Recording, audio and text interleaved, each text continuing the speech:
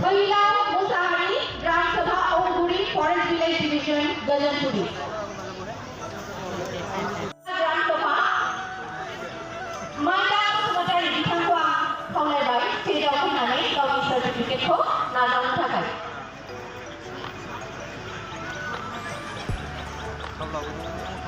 माइदा बसुमतारी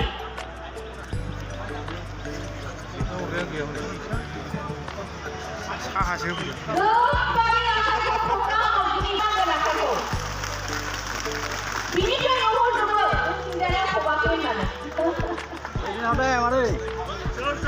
ओरैनो हरदो दे साहारा नोंखौ डिस्टार्ब जाबाय बायदोंमोन माइना बसुमतारी बिथाङानो जाहैबाय फागुआ ग्राम सभानि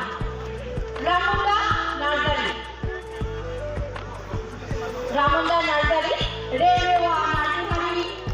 बिटिआरनि मावफुं सोद्रोमा सारा दिनै गथायना होबाय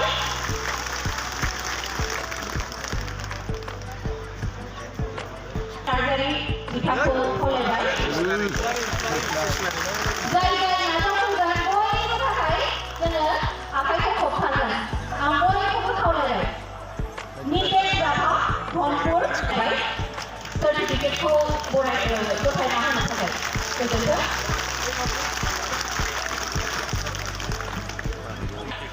सार्टिफिकेटखौ गथायना होनो थाखाय दिनेश नार्जारी आरो सकेला नार्जारी शान्तिपुर ग्राम सभा आङो बिथांमोनखौ खावलायबाय स्टेजआव फैनानै नाजावफिननो थाखाय दानिया सारथि नार्जारी आखाइ खबनायखौ मावो सारथि नार्जारी शान्तिपुर ग्राम सभा रामफलबिल एजेन्द्र बसुमतारी आखाइ खबना होबावदो बयखौबो खावलायबाय जायनो फैयो आजावफैयो सार्टिफिकेटखौ जों बयनिबो गथायना होनो थाखाय बिलिफा बसुमतारी ब्रह्मपारा ग्राम सभा जयपुर एलपी स्कुल बायराली बीसीडीसी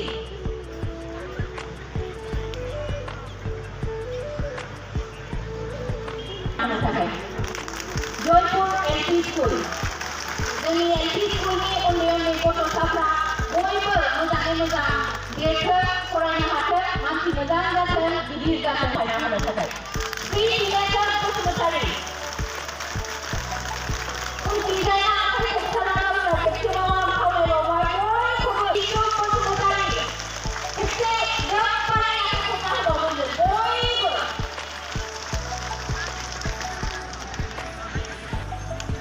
सार्टिफिकेटखौ गथायना होनो थाखाय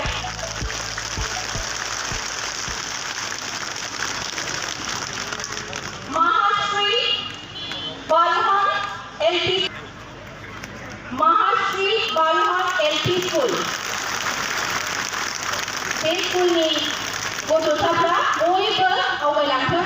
इयुनाव मानसि गिदिर जाथों जोंहा बिटिआरनि चिफ प्रमद बर' सारखौ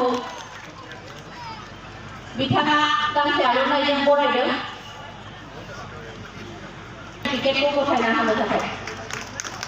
नन्दिपुर बीसीडीसी शान्तिपुर एलपी स्कुलनि प्रेसिडेन्टआ दिनै बे सार्टिफिकेटखौ नाजावहोदों स्कुलनि गथ'साफ्रा बरायनानै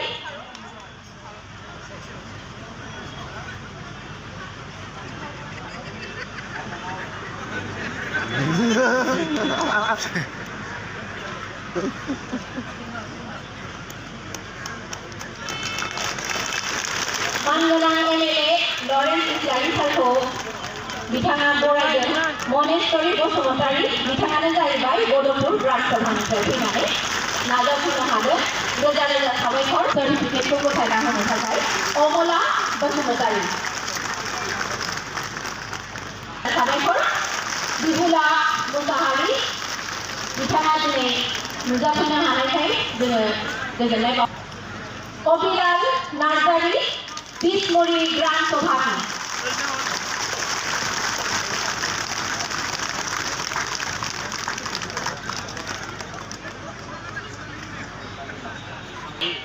भूमिका forest village Gramsabha. Action. Then I will see all the